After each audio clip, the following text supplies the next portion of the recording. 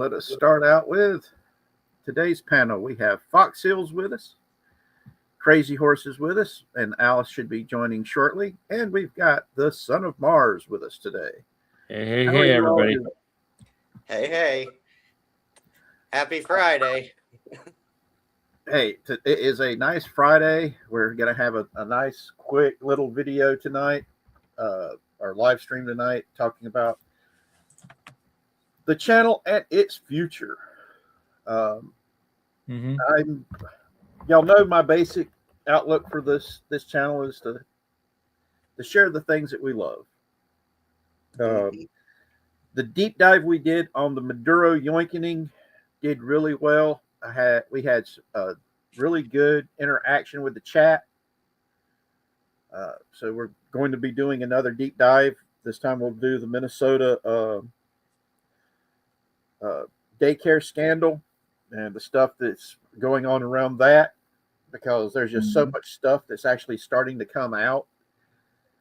Yeah. That it's just really, the graft and corruption is so fascinating about this, and the fact that it's been going on for so long.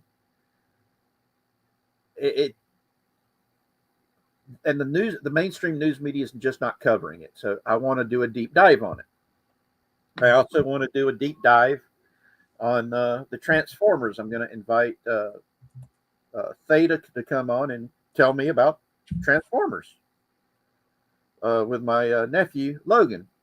So those are two upcoming specials that we're going to be doing. Anything you guys would like to do as a special? What about you, Son of Mars? Anything you would like to do a deep dive on? No, not today. Just no. I will say. I will say this, that fireside chats, sometimes they can get a little ranty. That's okay. Yes. Stuff happens, right? But traditionally people have gathered around the campfire to tell stories. Yep. And just let it out and decompress. And so we invite anybody who comes to a fireside chat to recognize that they're allowed to decompress. Yep. Okay. And if they want to decompress with us, that's what the fireside was for. For thousands of years, gathering around a fire was about as uniting a thing as you could have, Richard, before there were religion, before there was civilization. The fireside was the gathering place where anyone and everyone could come and be themselves and just, say what was on their minds. Yeah, and nobody held it against you. And no one, because you know what? Back then, when people were being chased by mastodons and saber-toothed cats and God knows what other megafauna, everybody knew that you had a bad day too. And no one judged you for it.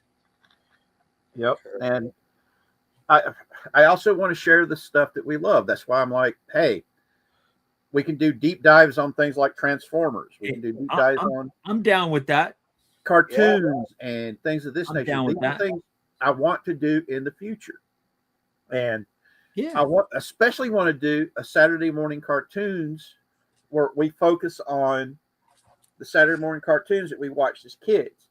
And I'm trying to decide if we should do ABC Saturday morning cartoons, CBS Saturday morning cartoons, and NBC Saturday morning cartoons, each as its own special. We'll take them in order if you want. Because there were so many really good cartoons that I watched as a kid. I just can't remember which channels they were on. We will sort that out. Because there's one of the cartoons that I really enjoyed, and that was the Return to the Planet of the Apes. You guys remember that? Yeah. Or are you not old enough? Oh, dude, I don't remember that one. I remember that one, but for me, Johnny Quest. Oh God, yes. Johnny Quest was one of the best. Uh, Johnny Quest was if just hearing that theme song Yep. got me like, oh shit, it's time to wake up. Johnny Quest, man. And I was always into Looney Tunes. and hey, Yeah. and well, Looney Tunes has its own special reserve place. Okay. Yeah. But Heckle and Jekyll is also another one. Okay. But before we move off from that, I want to be clear about something. Johnny Quest, okay? People used to say, oh, cartoons back in the day weren't inclusive. They weren't understanding. Hey, let me tell you something. Johnny Quest's best friend, Raj, was the bomb. He wasn't his best friend, just his best friend. He was his brother. His brother. Yeah, that's right, because he had been adopted. That's right. You're good remembering that. So anybody who says that, hey, back in the day, Gen X, we didn't have we weren't inclusive like us, you don't know what you're talking about, folks. Oh yeah. And I mean, these cartoons were so awesome. I mean, I shared Rubik's with the guys one night because they didn't believe me that there was a cartoon based off of the Rubik's Cube. And Shrubby got upset. He's like, damn you, man, damn you. Well, he used other words Right. that we're not allowed to use Shrubby. here in the States. Because he got upset because I shared it with him. He's oh God. Hey Alice Lovely, how you doing? But yeah, I mean, I want to do these things, get everybody around the fireside, get the chat to come into the fireside and talk about these cartoons that we watched as kids and just how awesome they were, and show the kids nowadays, you know, now if they want to watch a cartoon, they can look at it on those little artificial brain things that they carry around.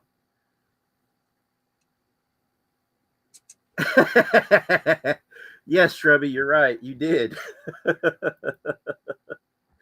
Oh God, he says, "Hey, I'd have happily gone on a full buzzword rant of just expletives." But you didn't believe me when I said that there was a cartoon based off of Rubik's Cube. Hey, there was also a cartoon about this teenager who would if he got too hot, he would transform into a race car. Yep. Wasn't there a cartoon about a toy, well, a doll that was based off of Stretch Armstrong? Yes, there was most of the cartoons when we were kids had corresponding toy lines that went with them. Well, yeah, that's why they complain about the cartoons being nothing but commercials for selling toys. Mm-hmm. And these cartoons I enjoyed the hell out of them. I mean, I've talked to people in the past about He-Man and the Masters of the Universe and how there were idiots that were sitting there going, oh, those are unrealistic body standards. And No shit. and completely ignored the fact that they basically had real athletic models that would act out the scenes that the animators would then animate. Yep. That's how come the movements were so realistic. Is literally because they had real human beings with that physiology filmed performing all of those actions. Yep. And then that's how they made the cartoon. Yep. So yeah, I it's one of those things where you just many people nowadays they don't know what went on in the background. That's why I really like doing the deep dives. Yeah, they don't realize that for many years, this whole idea of computer graphics imagery was not a thing. It really didn't take off until 1977 when Star Wars came out. Well, Okay. the first real computer animation in a movie, you had some in the Black Hole, but the first one that really went all out with it was Tron. Yeah. Well, remember the visuals with things like the X-wing fighter and things like that. Those were generated by Industrial Light and Magic on something called a Cray computer. Okay. Yes. I actually had a friend who worked for Cray, but that's a different story, different day. The thing is that before then, all these quote unquote special effects were called practical effects, and they were done, as you said, by humans, and it was painstaking work. Yep. Painstaking work. Um, think that if you look at a movie like 2001: A Space Odyssey, Mm-hmm. all those effects, man, not a even Hal, open the pod bay doors, Hal. I'm sorry, Dave, I can't do that. None of that stuff was actually computer generated. No, Yep. it's all models. It's all models and Shit. controlled by human beings. And we've lost that art. We really have.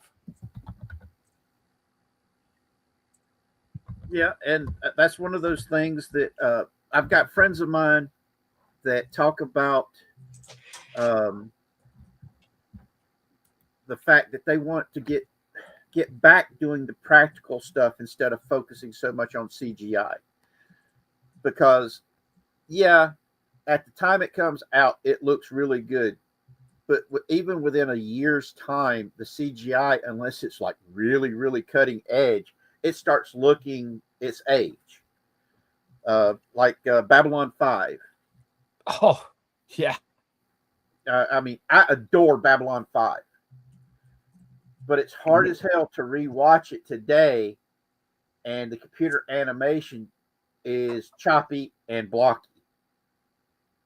Yeah. So, there is, I forget if it's on HBO Max or which one of the streaming services. Some folks have taken to resampling Babylon 5 and raising up the resolution up to 2K. Yep. The same is with, well, I'll go on the record. My favorite Star Trek series, Deep Space Nine. Same situation with them. The difference is though that Paramount Viacom spent a buttload of money to update special effects. Oh yeah, and WB has been stingy on coming off the money so they can update the special effects when they do the remasters. I was watching on YouTube. There was a video of that somebody was talking about doing a fan edit to where they go in and have the fans redo the special effects. Stop. You behave. Don't be a hoodlum. Sorry, talking to the fur balls. Stop being a hoodlum. Sorry, guys. He's trying to sharpen his claws on my leg just because I'm wearing my compression socks. Bad boy. But he thinks they're boots. Go figure. Felon's going to do what Felon's going to do. Yep. Well, in a way, there you were it sounded like you were saying Elon is going to do what Elon is going to do. You heard what he did today, right? He replaced the Iranian Islamic Republic flag with the traditional sun and lion and sword flag of Iran before the Islamic Revolution on Twitter X. Mm-hmm. And Khomeini had to remove the flag from his bio because it went from the Islamic Republic flag to the traditional flag. Go, Elon. Yeah.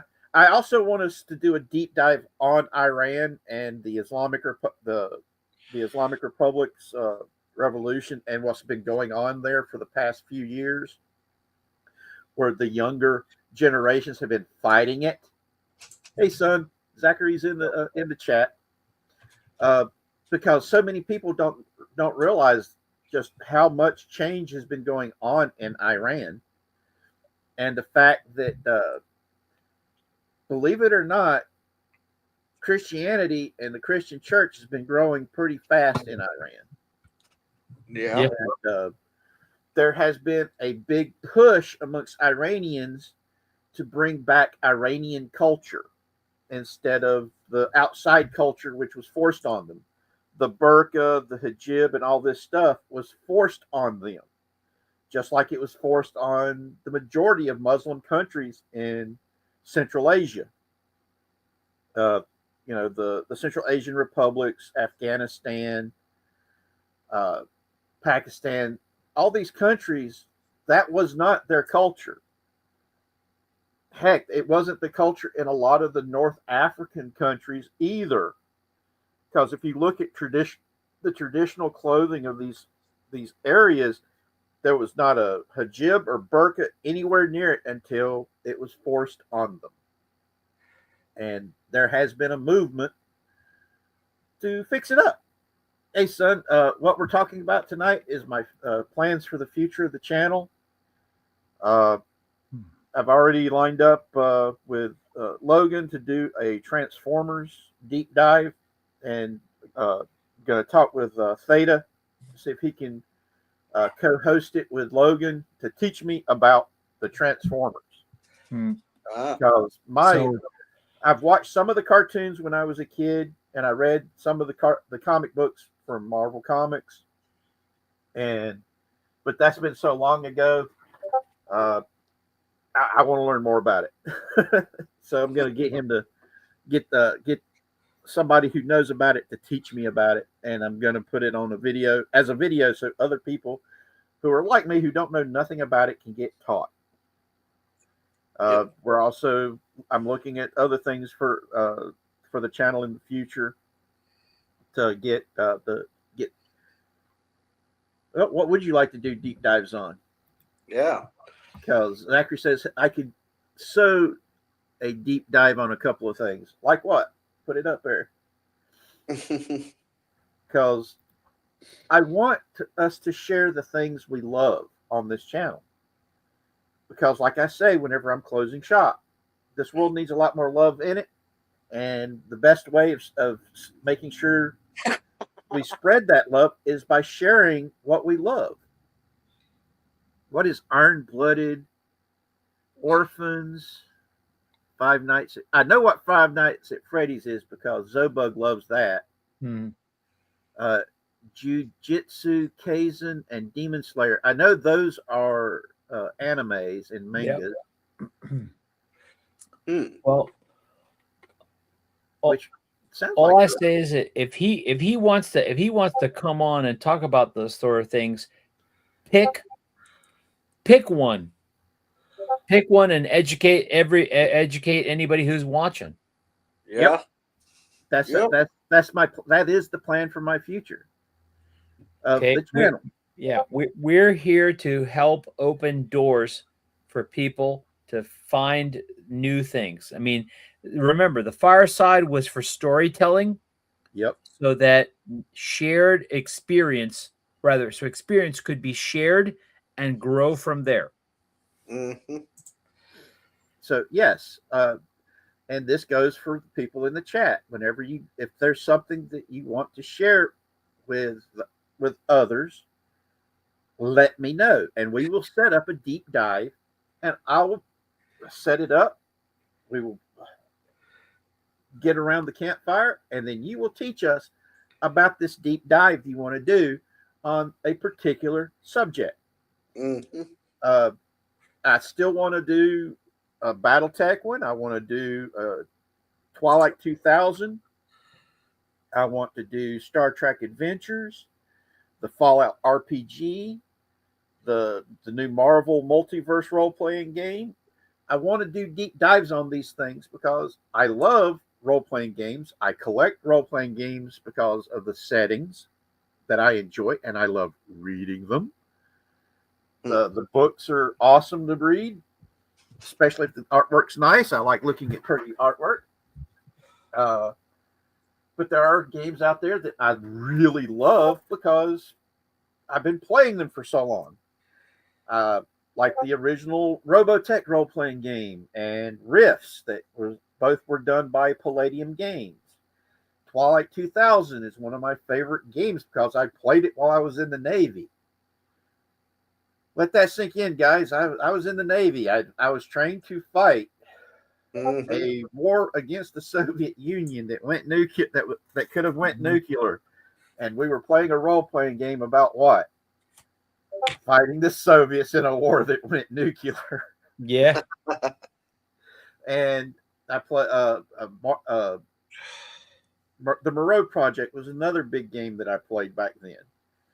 There was the original FOSSA Star Trek role-playing game that I played back then. There were so many role-playing games that we played back in the day. I mean, we had each person in our gaming group was also not just a player, they were a games master. And each of us had different games that we would run. That way, whenever we got together, if somebody couldn't make it, we still had a game that could get played. And it's one of those things that we shared the things that we loved so easily back then. And I want us to get to a point to where we can do that. And that's what I want this channel to do. Not just us talking about current events on our Wednesdays. Right. Okay. We had a really good interaction when we did the Maduro yoinkening deep dive. And Wednesday, we got really good interaction. We had up to 20 people at one time in the chat on my channel and Crazy Horse's channel. He said he had, what was it, up to 5 or 6? 5 and actually, I think it was 6 or 7 at one point. Because people care about what the hell's going on in that place. Yep, average 3 the whole time. Now we could go more into decomposing what that sort of stuff is. I mean, there's other channels that are talking about political decomposition about what's happening, and stuff like that, But the people have always been about more than that. Yeah, I want. Whenever we do the deep dive, I want the deep dives to educate people so they can know what's been going on and be educated on it enough to where they can handle it. Hey there, Scooby Pup. Welcome to the fire. Hello. Hey, Scooby. Hey, Scoob. Hi. Thanks for joining us. Can you handle being out in the woods, or do you want me to put the fireplace up? I don't care. All right. Yeah. We'll stick with the campfire. Yeah. If you hear any Discord noises in the background, my bad. A lot That's going all on. right. I do that all the time. It's okay. No, it's okay. I was just going to say, Richard, that what I think this gathering is about is it's very simple. I mean, it's from the lyrics of an old song from the 70s, which is what the people need is a way to make them smile. It's not hard if you know how. Yep. Sometimes we got to talk straight and give them the hard message, but the fact is they'll know that we were giving it to them like a regular everyday person was, and not somebody connected to the media. Exactly. Okay. And every once in a while, we'll make them smile. I want real people's takes on this stuff. Yeah. Because back in the day, everybody was talking about, the presidential cabinet. And Ronald Reagan said, that cabinet's not the important cabinet. The The real important cabinet is the kitchen cabinet and the discussions across the kitchen table. So what am I involved in this time? What did I get myself into? Nah, today we're just hanging out. We're hanging out talking about the future of my channel, how I want this channel to share the things we love with each other. Not, yes, Wednesdays Fireside Chats is usually a current events thing where we talk about what's been going on in the news for the past week. Sometimes we get into rants because we see some really crazy shit that we just can't believe is actually happening. I'm talking about the fact that we had really good feedback when we did the deep dive on the Maduro yoinkening, and how we had some really good people talking about the fact that when I was telling them about what led up to it and why the oil tankers getting snatched was not piracy, but actually enforcing a judicial judgment in international courts. A lot of people didn't know these things. Yeah. And the thing is that scouring some of the other channels out there, even channels that talk about mostly political stuff, they're not gonna give it to you in non sound bites. Okay, I mean, that doesn't mean you got to ELF5 it for people, but make it so that they understand what's going on. And that's not what we're going to do every time. Sometimes that's what we're going to have to do because that's what's going on. But also, like I said, I also want to do deep dives where we talk about fun things like Saturday morning cartoons, our favorite toys when we were kids. Yep. And anybody in the chat that they want to do a deep dive. What was your favorite? What was your favorite cartoon growing up, Scoop Pup? Which one was yours? You mean like Saturday morning cartoons? Yeah. Yes. Yeah. What was yours? Saturday morning cartoons, and I barely watched. I've watched Saturday morning cartoons, but I mean, like, I barely remember what it was that I watched because I'm the type of person that if there is a awesome cartoon out there, I would watch it. And Toonami, Toonami was my introduction to anime. So the first anime I watched was Ronin Warriors and Sailor Moon. Nice. That and on My top of first that, anime- my regular cartoons that were go-tos were, of course, Scooby-Doo from Boomerang, because I would watch Boomerang a lot. Yeah. Scooby-Doo, a lot of the Teen Titans, Tiny Toons. I loved Tiny Toons. I miss Tiny Toons. Tiny Toons was great, especially whenever they would do it went down the hole. Tiny Toons were the closest that I can remember to the original Looney Tunes that we used to have when I was a kid. Mm-hmm. Yeah, Tiny Toons. I liked Tiny Toons, Freakazoid. Oh my God, Animaniacs. Oh my God, are you serious? Are you serious? Tell me that you liked Pinky and the Brain. Oh, God. Pinky and the Brain. Oh my God. And what I loved even more, is the fucking songs. Yeah. Animaniacs had like the president's song. Yeah. Oh my God, that song was great, especially the ending of it when they're like, and if you ever get in trouble, then hop in your plane and fly away. Yeah. Or what was it? I forget. Was the geography song with the Animaniacs? They've done a couple of those. So they've done the all countries. The capital. Yeah. The countries. Yes. So they've done the country. They've done the capitals. They've done a whole bunch of geography ones. They've done math. They've done presidents. Do you remember Particle Man? On Tiny Toons, Particle Man. Yeah. Yes. And then they also did they did two. They might be giant songs. They did Constantinople and Particle Man as music videos. See, now you're going to make me have to go back and watch all this stuff, Richard. Hey, that's Okay. the whole point, not like- man. And those, and even though these are adult cartoons, Tick and Dilbert. Yes. Yeah. I loved the Tick. Love the Tick. But going back to the other ones, I've subjected probably 6,000+ students to Pinky and the Brain.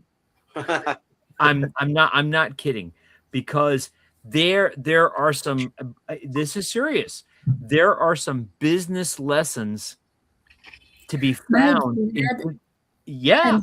My dad and his wife adore Pinky and the Brain. I mean, not wife, but his live-in girlfriend of many, many years. She might as well be his wife. But anyways, they adore Pinky and the Brain, and they are so much like it as well. My dad is incredibly smart. So they call each other, my dad's called Brain, and she's called Pinky. So that's how they refer to each other. Well, I'll tell you, I fully support that. Like I said, there are business lessons where I'm not kidding. When I've had, students, and these are business people, come to classes, I'll play them a little clip here and there from Pinky and the Brain that try to demonstrate a principle that they should try to apply in their day-to-day business life. It's incredible. And now that we all bring that up, that's one of the things that I'm hoping that we don't lose with all this transition to AI for creating content in Hollywood. I don't know if you guys saw, but Elon said, was it yesterday or the day before? It was a podcast where by 2030, most of Hollywood will be not relevant. Yeah. Because folks like us will be able to create whatever sort of stories we want. Yeah. True. Yeah. I mean, Scooby Pup, you could go on and for not much money, go and create brand new episodes using whatever ideas you have. And frankly, now with the stuff that's come out over the past couple of days or week about Star Wars, I don't know if you guys seen that, the video. I sent Crazy Horse a picture last night. I'd sent Shrubby a picture of who's in charge now, and the person looks like in their pose, they look like the fucking Predator. So I said, and Shrubby was like, they should make a meme out of that. And I said, you do it. So Shrubby made 2 memes out of the picture, and they were absolutely hilarious. And I sent them to Crazy Horse. I was like, you gotta see these. They were funny. Oh yeah. Yeah, no. So now I'm gonna put Shrubby on the spot. Will, where are they? I can send them to you. I mean, geez. Yeah, no. Well, we got to put them out public. But the point is, whatever your imagination wants to create, you'll technically be able to do that. And that's where apparently Elon is saying that the real benefit of all these data centers should come from. And it's not just me. I mean, other folks are saying, hey, folks like Disney, they gotta be watching out for this stuff, because I mean, Star Trek fans like Crazy Horse, he could come up with his own brand new next generation episodes if he wants. Yeah. So I sent you the pics, Marcello. Cool. Thank you. My avatar is actually the USS Crazy Horse, which is actually in Star Trek canon, but nothing's ever been written about it. Yeah, the USS Crazy Horse was an Excelsior class, if I remember right. Yep. Second block. Yep. and was with the Agamemnon under the command of Captain Picard. So you even got your Agamemnon in there, Richard. Oh yeah, and I mean, I want to, like I said, this. I want this channel and the Fireside Chats to be a way that we can talk, and we can, even if when we disagree, be able to still be friends afterwards. I want us to be sharing the stuff we love. I want us to make the community better and stronger. I don't want us to getting broken up and divided over ego. I just want a place where everybody I care about, i.e., all of you, can come together, talk,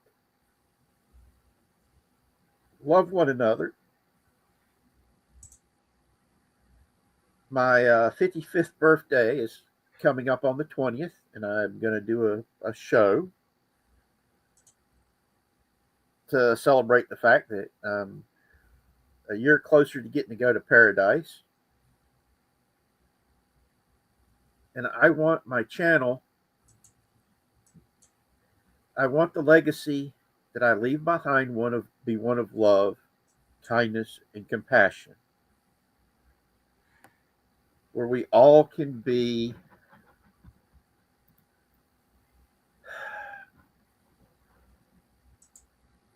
where we can come together sharing what we love with each other, that we can fuss and fight and yet still love each other and still be friends, still be family,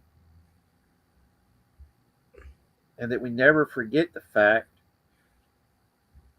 that underlying love exists. And if this were the 60s, you would be called a hippie so fast. yeah, even though my politics is, a lot of people consider extreme far right, because I don't trust the government. It's like I've told people before, when it comes to the political spectrum, the further left you go in American politics, the more control you have of the government. The further right you go, the further to anarchy you get. That's the difference between American politics and European politics. I wanted to be a teacher.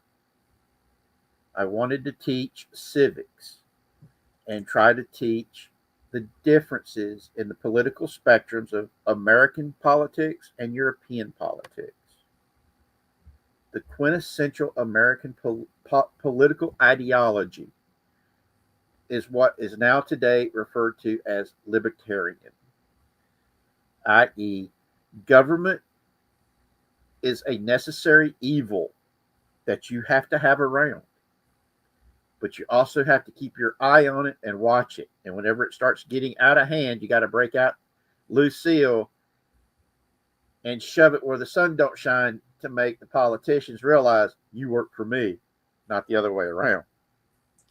That was the quintessential political ideology that this country was founded on. Government is a necessary evil that you got to keep restrained.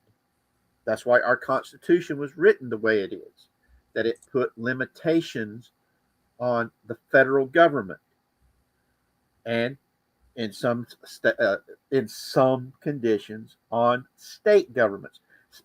Neither federal, state, or local governments were allowed to trample on our individual rights. And that was the quintessential American concept, that the citizen had power, that the government worked for the citizen, that if the citizen didn't like something, the citizen had the right to stand up and say, I don't like this. And there was to be no repercussions against it. That's why our system of government is so unique. And no, it's not a democracy. We're a representative republic. Our founding fathers did not trust democracy. pure democracy. They didn't trust them because they were classic thinkers. They didn't just look at the things that happened just around them. They looked at the historical patterns, and they learned from it. That's why they created the United States to be different, to empower the individual over the collective. Because when you allow the collective to take control, the individual, well, it's like Stalin said, a couple hundred deaths, yeah, that's a tragedy, but when it hits the millions, it becomes a statistic. That's the way the collective looks at it. And in all honesty, that terrifies me. I'm sorry, I didn't mean to go on a rant. It's just, it's one of those things that hits me in the heart, you know? Mm. That we've got a country, and unfortunately, the education system hasn't taught how we got here. They just focus on the negative. They don't focus on everything holistically. Mm. Yes, we've done bad stuff in our lives, or in our histories, our country's history. Bad things have happened, but they teach it out of context. They just teach you the bad stuff. They don't teach you what led to it. So I think what could benefit students today is to refocus not on individual hope, okay, but just the idea of hope. Yes. Okay. It was on the idea that it's not about me, but I am involved. Mm-hmm. Okay. And I think that there is a lot of negative to look at today. Yeah. But quite frankly, let's look at appreciating what we do have. We've lost appreciation. Okay. For my work, I've had to travel to every continent but Africa and Antarctica. And I got to tell you, we are, it's not a matter of privilege, because frankly, we've had to claw through a lot of things to get to where we are. It's called appreciation. Yep. That's okay. There, for everything we have to be upset about and bitch about, there's 20 or more things to be hopeful about. Correct. That's one of the things I would like my channel to focus on. That's why I'm saying, please share the things that you love with us so we can put you up here and you can share it. This world needs a lot more love in it. There is a lot of love in it, but people aren't focusing on that. They're just focusing on the negatives. Mm-hmm. And the thing is, though, is that for some people, there really are nothing but negatives in their eyes. Like, okay, let me give you an example. And this is from a gamer's point of view, okay? From a gamer's point of view, last year was absolutely annoying. The year before that, horrible. We were hoping for 2 years that, people would stop putting the message in our games. And hold on, Scooby, you got to say it right. When you say it, you have to say it like this: the message. The message in the games. Yep. A lot of people were sick of it, and then the East come out, putting out games that make the West makes the West look like dumbasses. Correct. Yeah. And now here we are. It's another year. Gamers are hopeful, but the thing is, for example, we're seeing new stuff like the Steam box coming out and everything. We're hoping, it's going to be affordable and everything. And then Valve comes out and says we're going to price it the same as we would a computer. Well, that's not good. You just made a lot of people upset there. Mm-hmm. The lineup for games that are coming out kind of weak. Yeah. Actually not kind of. It's very weak. And on top of that, we already have seen a couple of the games get changed because game journos and modern audience all think that, like, for example, Resident Evil Requiem, that's coming out. They had to change a few things in the game because journos and modern audience thought it was too scary. So they had to remove, they had to make things brighter. They had to remove certain aspects. And then on top of that, they said it was too gory, so they removed a lot of the blood. Okay, wait a minute. Hold on. I got to do this. Give me a second. And on top of that, people were upset with Leon because Leon is good looking. What? Let her talk, Richard. Let her talk. What? Because Leon is good looking. It's like, what's the problem? He looks exactly the same. He has not changed in appearance since Resident Evil 6 and all the other fucking movies. Okay. He's not wrong. He's not wrong. Resident Evil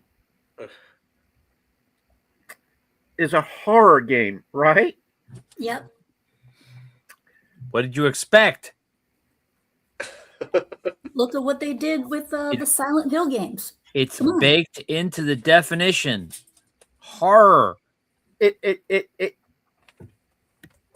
a horror game. Yep. About zombies eating your butt. They don't care. It's too scary for them. And the design of the woman, they had to modify it just a little bit because they thought in the upper area, it was too much, so they covered her up a little bit more.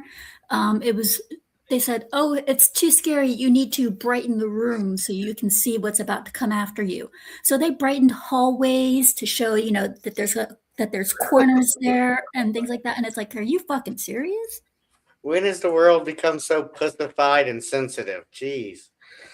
This is what we were talking about before. And look at what they did to the Silent Hill 2 remake. I'm sorry. It made Silent Hill F look like a work of art. And to be quite honest, Silent Hill F was actually pretty fucking scary. I'm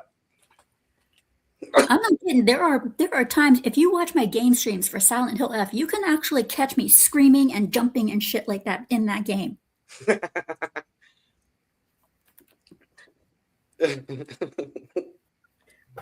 Yeah, take a minute. Take a minute, Richard. You gotta take a minute because this is not like a vacation to the countryside. It's funny watching Richard right now. It's like watching a computer break down. So many feelings. He wants to say something. Windows 11 is breaking down. It's glitching. Do we need warning rant? Warning rant. I can see it. The fact is that just for these two couple of minutes alone, people should be here to see this. His face is turning red. Just for this. His face is turning red. I mean, we should take this stream and cap cut it and publish it as shorts. Oh, the membership will blow up. There's a subathon for you. Right there. Richard has kittens live. No amount of kittens will make a horror game. Yep. I'm serious. It's supposed to scare you. It does not compute. Wait a minute. What was that meme that they used to put up where the spinning disc was floating above the person's head as they were trying to figure out what was going on, and they had the music of the modem trying to connect? Yeah, exactly. It's like does not compute.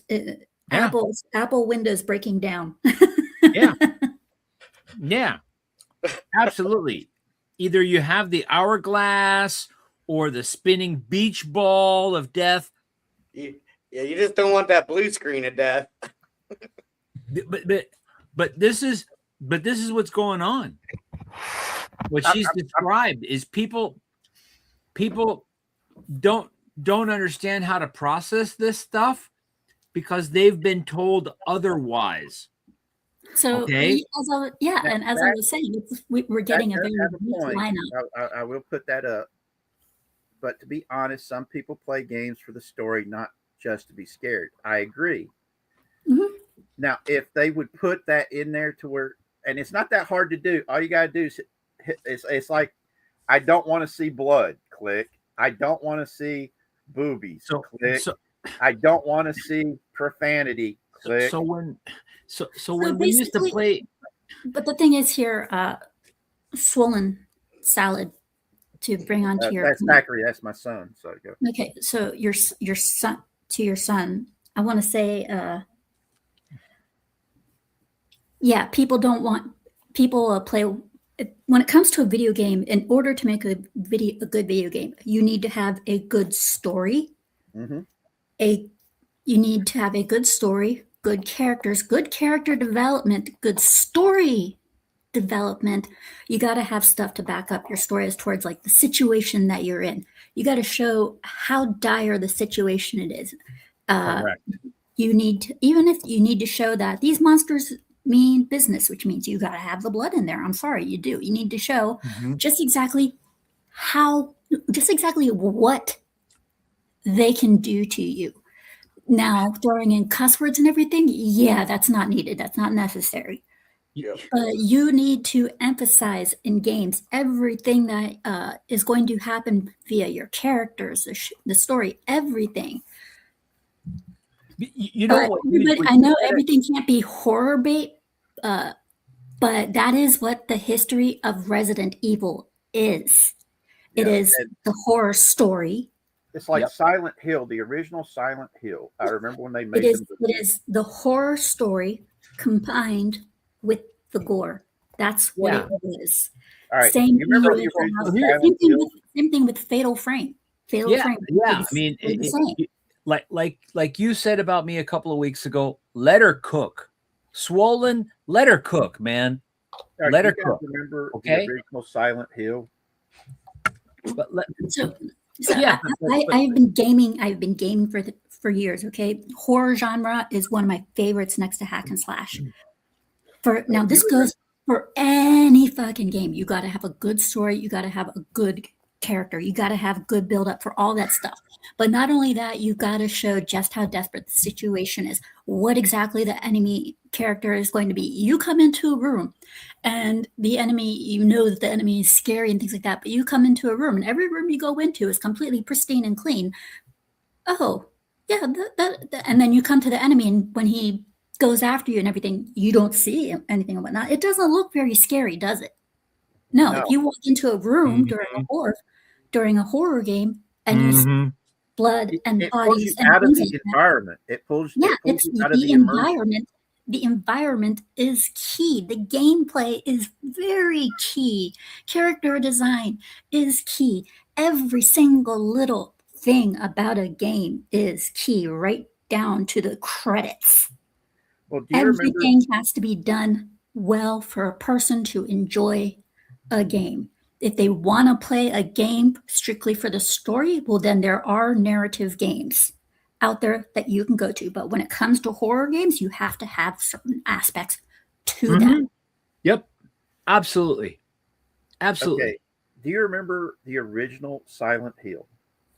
I never played the original Silent Hill, but I did and I know this doesn't say much, but I did watch my brother play them. I was in the arcade, and I have played a lot of, the zombie shooters, basically. And I am no strip. Fatal Frame gave me fucking nightmares. Because when I first played Fatal Frame, I wasn't. When I first played Fatal Frame, I made the mistake of playing it in the dark. So I had fucking nightmare. The reason why I'm bringing up Silent Hill, the original Silent Hill, it was a father going through hell trying to find his kid. Yep. And then when they made the movie, that was one of the first real video game movies where they really changed everything up. Yeah, but the one thing that there was one part of the movie that I actually did like. Actually, there were two things. One, they got their nurses and the pyramid heads right. Mhm. They did a very good job with that. Oh yeah, they did. They got the special effects great. And also seeing little Anna's skin get ripped off, that was actually kind of cool. Sorry. All right, File 13's in the audience, and he says the biggest hard game on stream is called Work Simulator. Imagine having to go back to work. Sounds like a nightmare. Oh, that sounds very well, very. For you it might, but for cripples like me who miss being able to go and work and do cool shit, I miss it. Their day was I miss it too. I have epilepsy, and it is very hard to get a job. And the reason is because they know you have a medical problem, they know you have epilepsy, and they don't want to be held liable for you in case you have a seizure. And it's like, dude, if anything happens, if I have a seizure, it's on me, not you. Yeah, they see us as walking, because I actually got told this by several business people. They see us as walking workers' comp claims. Exactly. And they don't want to take that risk. I was lucky. I had somebody that was willing to take the risk when we were homeless and gave me a job washing dishes at the Waffle House. Well, Richard, I'll tell you right now, okay, there are things underway for that, because a company called Workday is actually under a class action lawsuit as we speak, where a gentleman in your position, I don't know the exact number, so don't quote me, but the man applied to nearly, or perhaps even more than 1,000 positions. Okay. The man had advanced degrees, didn't get called in for a single one. Found an attorney. That attorney did his due diligence and investigated, and was able to make a case before a judge to turn it into a class where further discovery is going to happen against Workday. Yeah. I mean, and I'm not saying this that, could be struck, because this is all in the news. Okay. For whatever reason, this person was not even afforded the opportunity to interview like other candidates for these sorts of positions. Okay. And so at some point it will come to a head. Maybe he'll make some money out of it. Maybe that class will come away with some sort of award. Maybe not. But I suspect that will probably set some legal precedents against some of that behavior. Is Splatterhouse 3 the zombie game, or is that Splatterhouse? So Splatterhouse is a game, and PS3 did a reboot on it that was absolutely amazing. Splatterhouse is not a zombie game. So what it is it is a doctor that is obsessed with your girlfriend, who was the doctor's wife in a previous lifetime. So essentially, you are going in there with your girlfriend to meet the doctor who is trying to kidnap your girlfriend. But in the attempt to protect your girlfriend, he guts you. Wow. And he sees this mask, and this mask starts talking to him, saying, if you put me on, I'll save your life and I'll help you get your girl. So he puts on the mask, his guts come back in and everything like that. So he's not a zombie. He's how should I put it? Revenant. Okay. Kind of. Okay, how should I put it?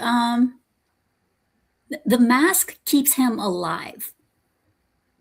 Okay. And we also make a deal where the mask said, as soon as all these problems with your girl clear up and she's safe and sound and whatnot, you can take me off. You can go live a happy life with her.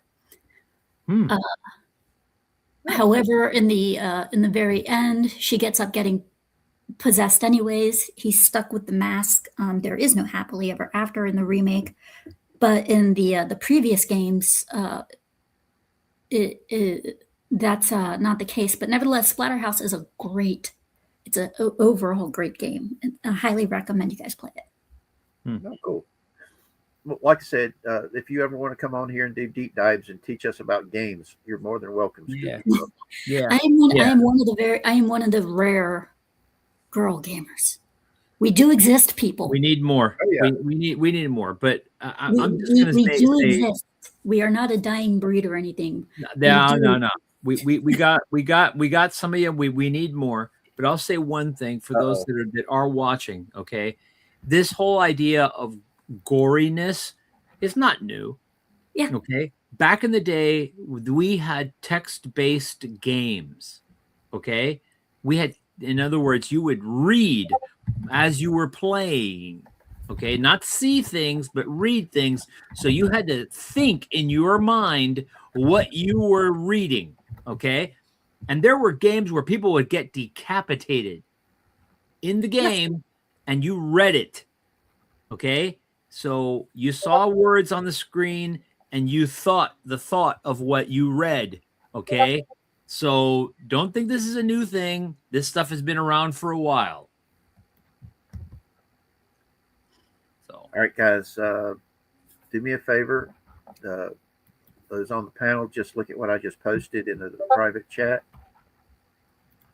That was a message I just got from Wavo. oh man, dude. So I'm gonna do something that I don't normally do. Everybody, please pray for Wavo. He's currently in the ER. So I'm gonna say a quick prayer. Y'all don't have a problem with that, do you? No, I don't. All right, Lord, please be with our brother Wavo. Please give him strength. Please give him serenity. And please lay a healing hand on him, just like I wish you would lay a healing hand on all of those that I love and I care about. Amen. Amen. Amen. So please, everybody, keep Wavo in your thoughts and prayers.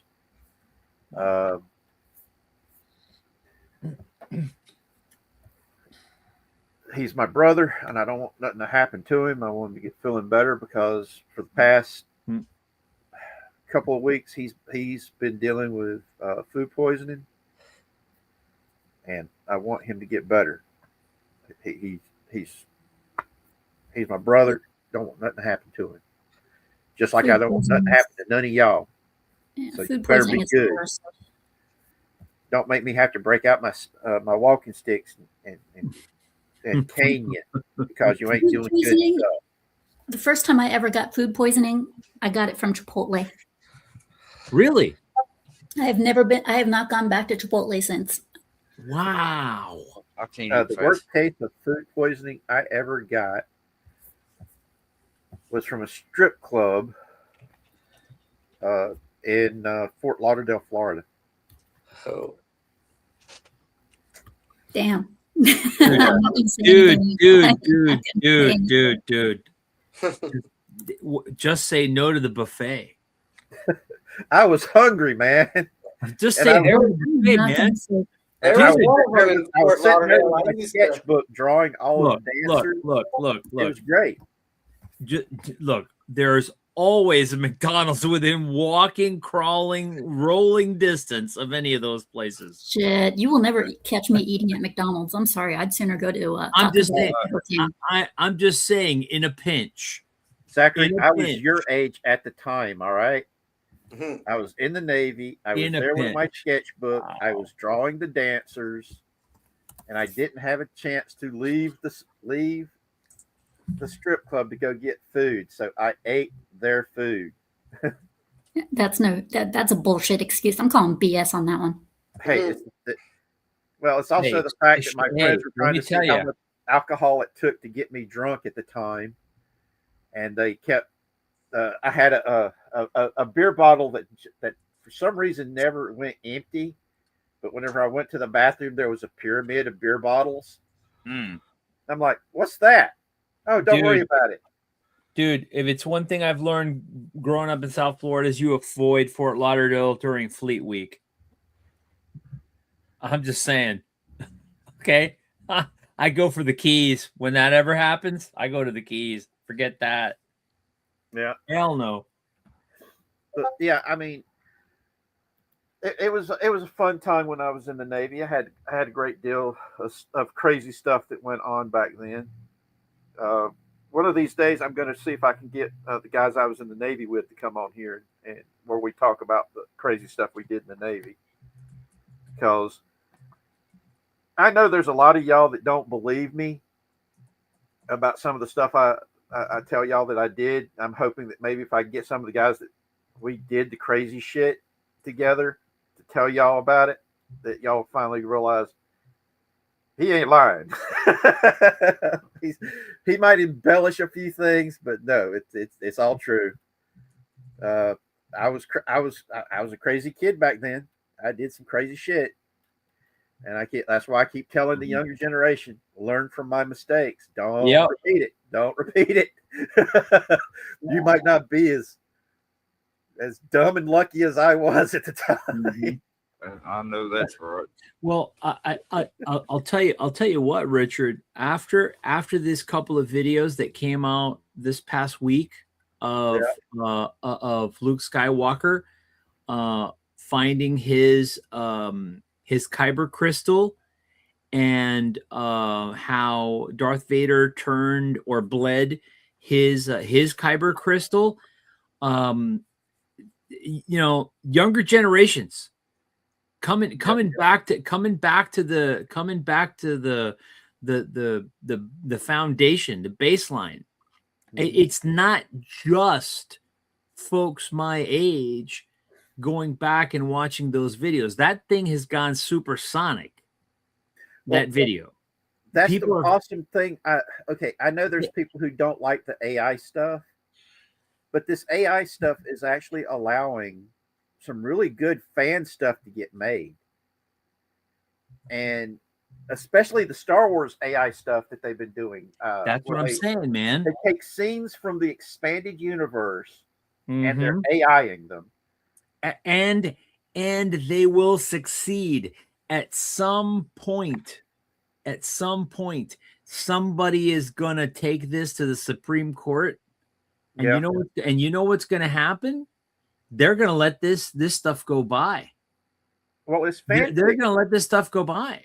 It's fan fiction, and the thing is, they had this same thing happen back in the 70s when fan fiction got its real start. A lot of people don't know where fan fiction got its start. It got its start thanks to Star Trek, the original series. Yep. Where people were writing their own Star Trek stories. Dude, and yes, when we went to cons back in the day, there were people that would have panels that would have a table read of stuff that they had pitched to Roddenberry that, as God is my witness, Richard, we saw in The Next Generation. Yep. I'm not kidding you. I am not kidding you. One episode that comes to mind, I went with my brother-in-law to a con, and they had a story where some of the crew, Scotty, McCoy, and Uhura, had been taken into some other dimension, and they were being examined by aliens where their memory was tampered with, and they were individually remember bits and pieces of it. And it took Mr. Spock to kind of start piecing together their traumatic experience. Yeah. And circle back to an anomaly in space that they had traveled by, okay, and they met some other aliens that admitted to the fact that they had been learning about the people from this universe by medically examining them. And if you look, they did that. They took that original series fan fiction. They turned it into a next generation episode. Correct. With Riker, Troy, Geordi, and Worf. Yeah. Okay. Worf. When I saw that episode, I was like, what? I saw that back in the 70s at a con down here in South Florida. There you go. Fan fiction. Yep. And the fanfic stuff is really good. So far today, the max that we've had at one time for this video has been 10. Wednesday's video, the max we had at one time was 20 on this channel, and there was 5 over on Crazy Horse's channel. Or no, 7, I think he said was the max he had. 7. Yeah. And so yeah, I want this channel to do better. That's one of the reasons why tonight's live stream is us talking about it. Yeah. The stuff that I've got lined up to start for the future. I'm gonna try to get Theta to come on with Logan to teach me about Transformers. We're gonna get Scooby to come on and teach us about various games. People in the chat, I want them to be able to come on and do deep dives into the stuff that they love. Yeah. I want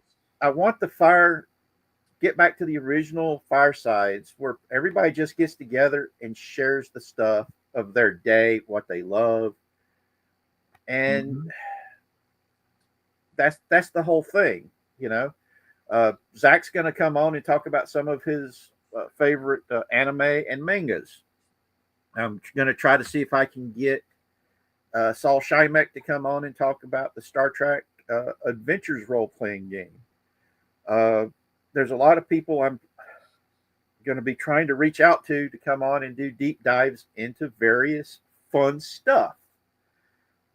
Wednesdays, I want that to be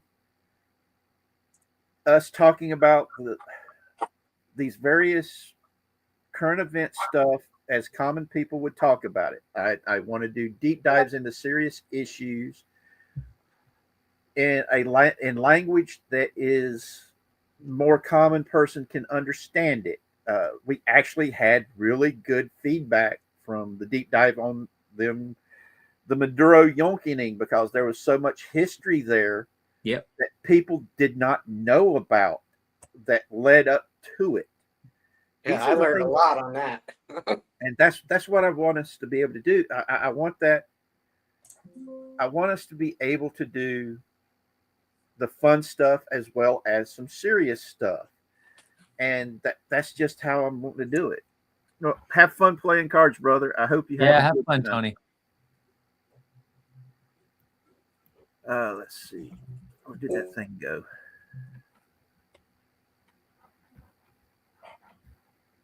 And but like I said,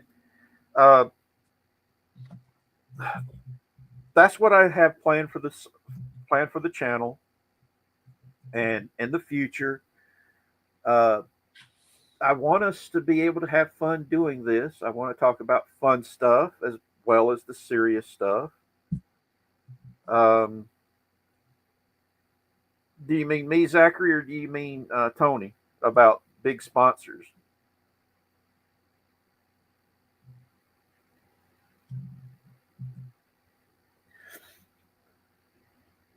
Because I don't have any sponsors. We're just doing this as an outlet to where I don't feel useless anymore.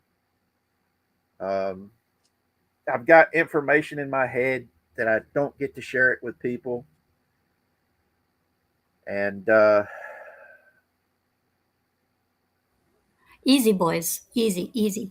Time is all we need, you know. So, you know, just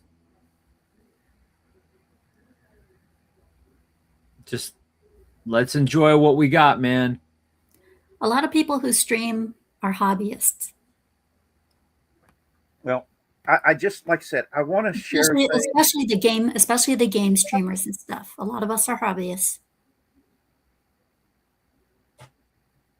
I look at this as a way for me to interact with the world again. I'm a shut in. Hmm. I don't get to go out. And I'm sharing the things I love with the people I love, i.e., you. Even if we don't agree on everything, I still love you. Hell, I adore most of you. That's why I call you my family, okay? Because to me, that's what you are. I want my legacy to be that of love, okay? I want a legacy that allowed people to come together, share what they loved, even when they disagreed with one another, but still saw the humanity in each other. Yep. And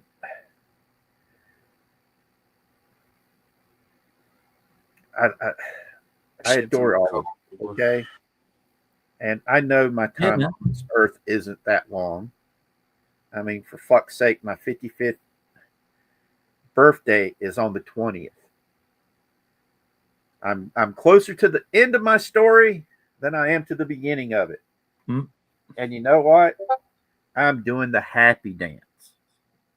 You got there. I'm not afraid of what's on the other side. I've been there 5 times already, okay? And yeah, man. I'm not afraid of it. I'm hell. I've been there 5 times, and every time I went, they're like, "No, it's not your time. You got to go back. Come on, man, let me stay." No, you got to go back. No, let me stay, please, please, Yeah. please. And here I am. Okay. So, I hope you can hear it in my voice. I'm not afraid of my time ending, but I am afraid of how it'll affect you.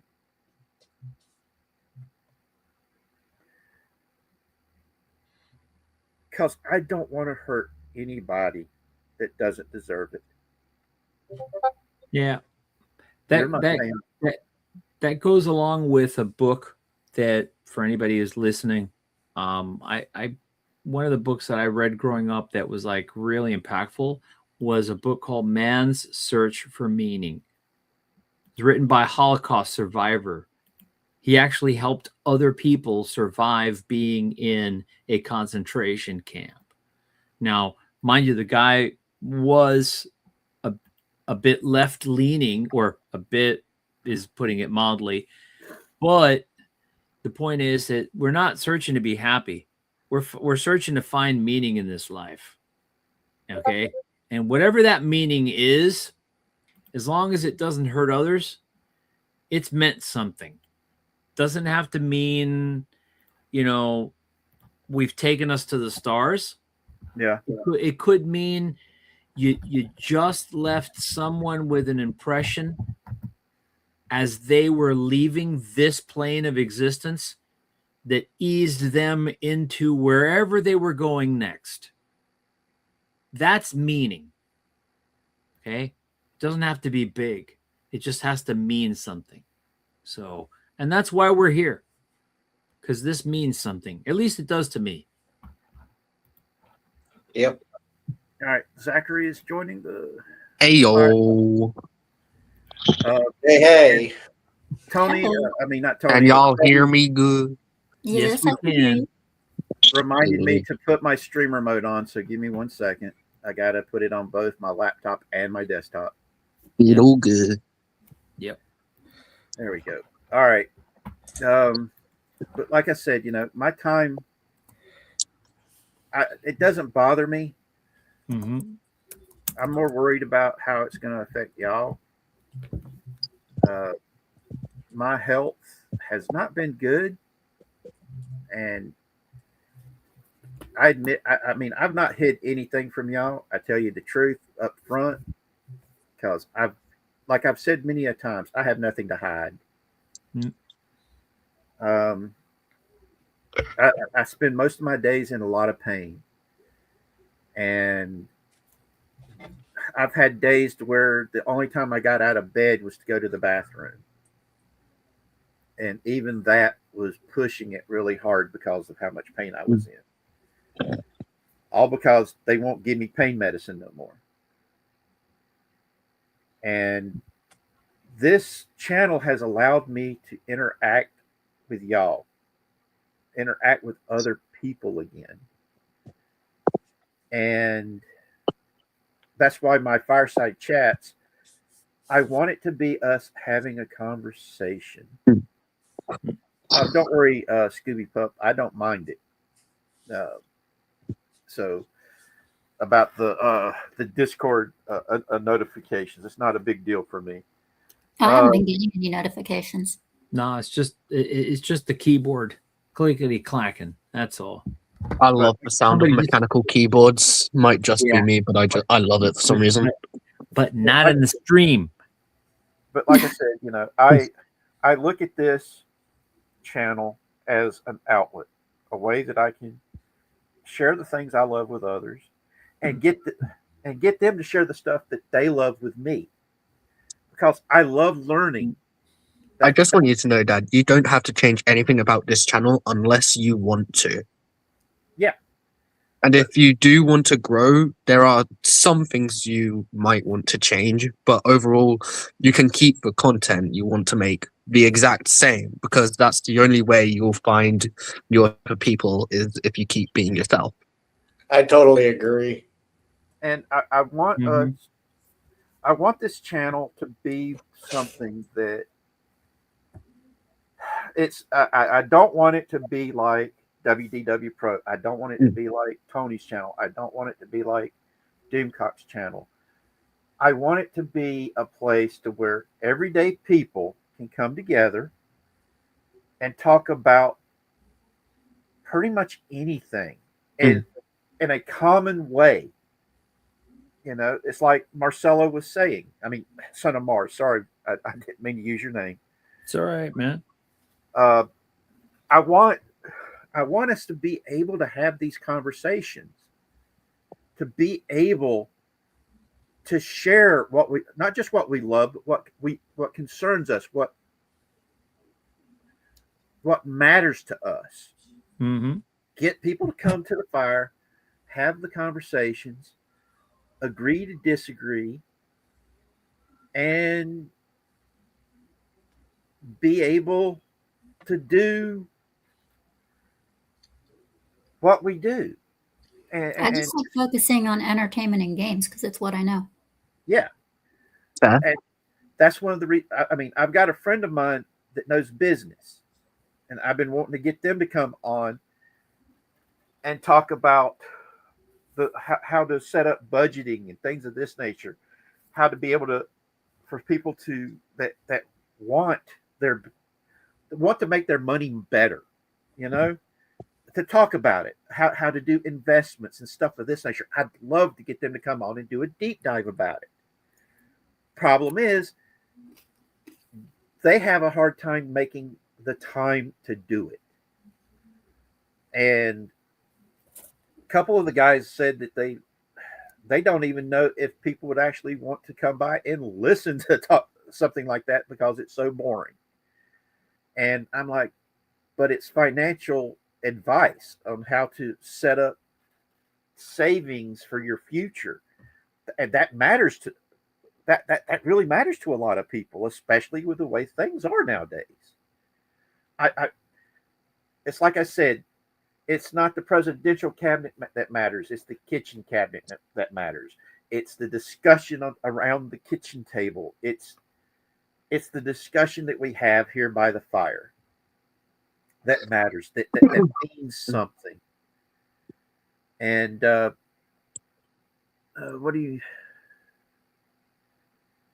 what is Alice says private chat as opposed to open? What do you mean?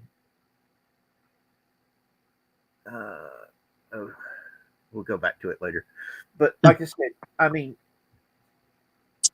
I want us to do so much here. I want us to have fun. And I want to share knowledge.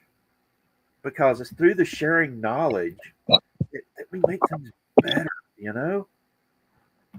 And by making things better, I think we can, by making the things better, by bringing people together, showing our humanity, it'll bridge the divide that we're seeing in the world. I just really feel that we can do it by sharing what we love with each other. Be it talking about various video games, or talking about movies that we love, or TV shows we love, comic books we love, cartoons we love, the toys we love. I mean, hell, my house didn't look so horrible. I'd turn my camera on and let you see my collection of action figures that lines my walls. You turned it on earlier. I know this is totally off topic, but Shrubby, how dare you misspell my name? It's Scooby, not Scoopy. You've known me long enough to know this. Ouch! Maybe he just done it on purpose. Wouldn't Even surprise I've me. felt that. You know me long enough. You've known me long enough to know that. Do I need to Maybe throw he's known you long enough that he knew it would piss you off if he'd done it incorrectly on purpose. Do I need to Scooby throw a throwing brick at bricks. him? Well, I have to throw a brick at him. But like Or I said, maybe, guys, or maybe a horse. if we could get Ginger Horse to dance for him, I think that would be cool. Mm. Mhm. Mm. I'm But like I surrounded said, by guys, degenerates. Unicorn. Yep, you are. Hey. Okay, Let's leave that Shrubby right said, there. oh, geez, my apologies, my poor mistype. And then he Hey, also says, hey. You know, if There you Miss Sparkles were here, the immediate reaction I would give is, ooh.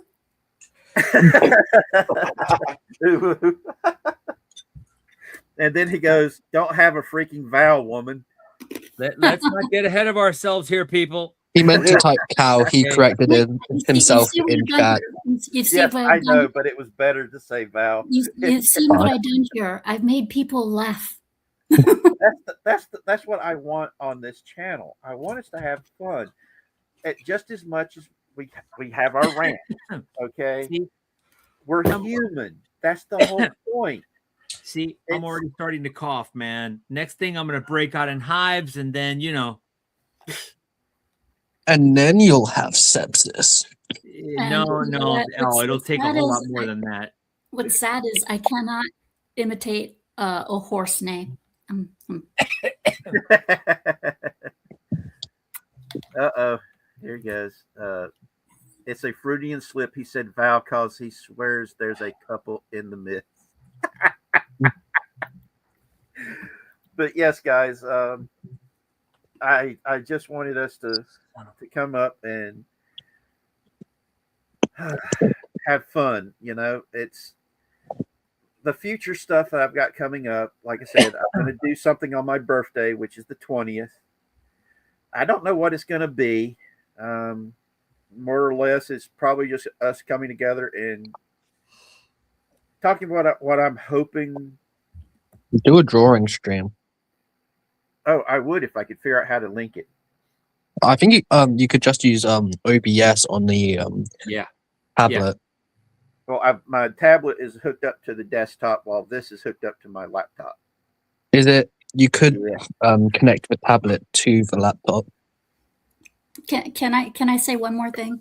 Go for it. Yeah. Hold on a second.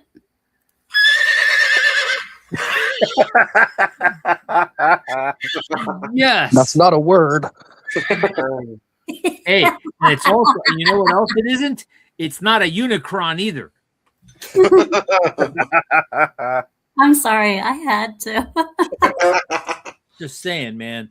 But I will say this. I'm getting stuff together for whenever we do the deep dive, and all throughout doing the deep dive on the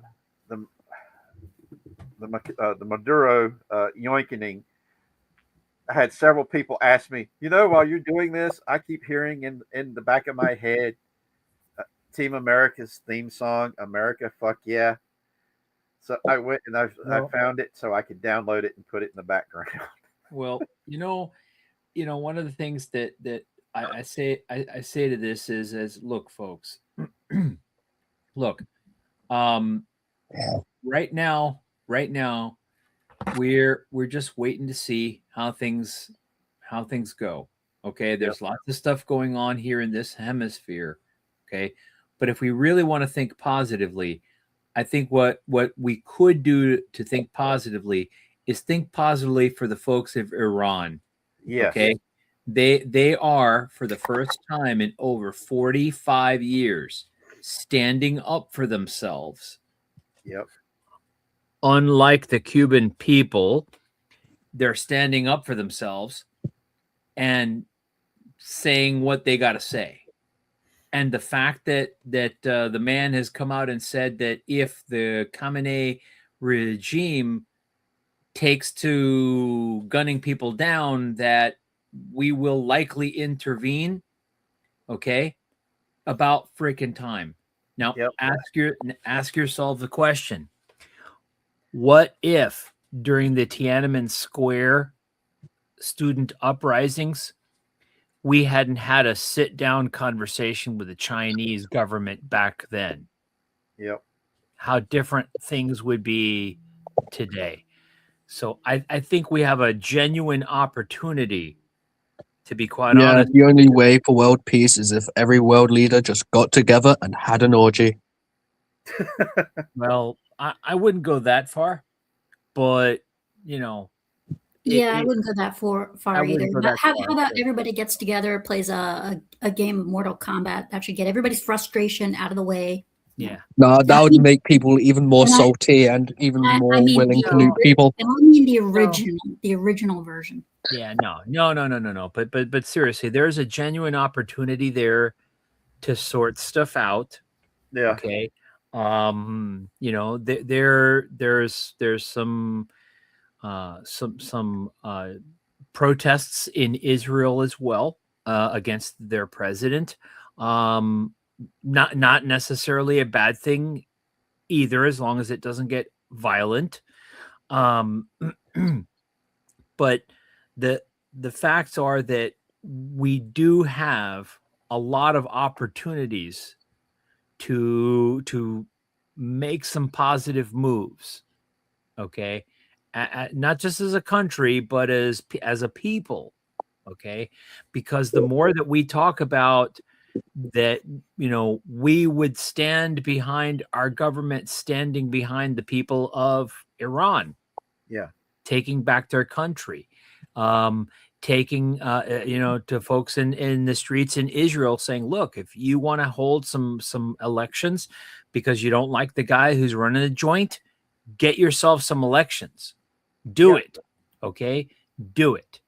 Okay. So at this point, I would say that, yeah, we have a lot to complain about, but we do have a fair bit to be appreciative about, and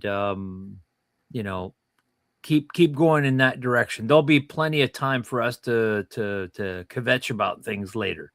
Oh yeah, the deep dive that I want to do about what's been going on in Iran is stuff that's been going on my entire life, and I loved the culture, the Persian culture, and part of it was the fact that my grandmother owned an antique store, and we had several antique Persian rugs that were, God, they were gorgeous, and I learned the history of them, and it was just amazing. Yeah. As a little kid, one of my favorite things was Arabian Nights, 1001 Arabian Nights, and Aladdin and the Flying Carpet. And as a little kid, yeah, I would take one of the pretend that Persian carpet, that Persian rug, was a magical flying carpet. And so I learned about the Arabian and the Persian cultures and what it was like before Islam took it over and enforced outside aspects to the culture, which is one of the reasons, ironically, why the Islamic Republic came about, was the fact that the Shah was a forward thinking guy that allowed young girls and women their autonomy, didn't force them to wear the burqa or the hijab because it wasn't their culture. It was It's an pronounced outside. hijab. And there's several other countries there in Central Asia that have recently outlawed these things from being enforced in their country because it's not part of their culture. And so, yeah, watching what's been happening in Iran for so long, that I'm happy that people are standing up, that they've had enough, that the young people are not putting up with it no more. I'm also happy that the Christian church is one of the fastest growing regions on earth for the Christian church. I'm excited for their future. And plus the fact Elon decided to do some Elon stuff on Twitter X. And he changed out the flag for Iran from the Islamic Republic of Iran flag to the original sun, lion, and sword flag. And it caused Khomeini to remove it from his profile.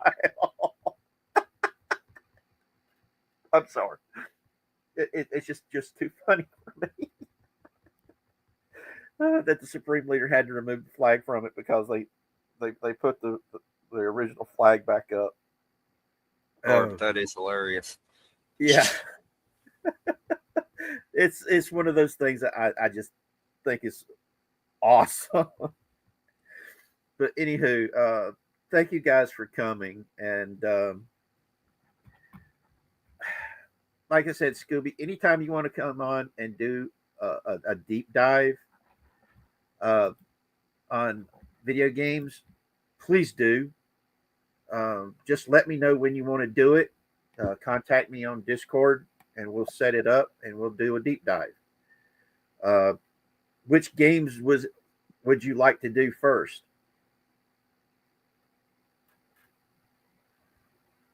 You're muted, Scooby. Are you? He gone. This take Shit. off. He dead. Nah, I'm just saying. I play so many games. What games you play? My favorite genre is hack and slash. My absolute total utter favorite series is Devil May Cry. Peak. Hey, Devil May Cry, I've heard about. That's the one that had Esperito that did a character in it, wasn't it? Huh? Devil May Cry. The actor Esperito, he did a character in it. Not to my knowledge. Or was it the different? Oh no, Far Cry was the one he did. I was gonna say not to Devil May Cry 1, 2, 3, and 4 and 5 are awesome. Not the fucking Ninja Theory DMC. That does not count.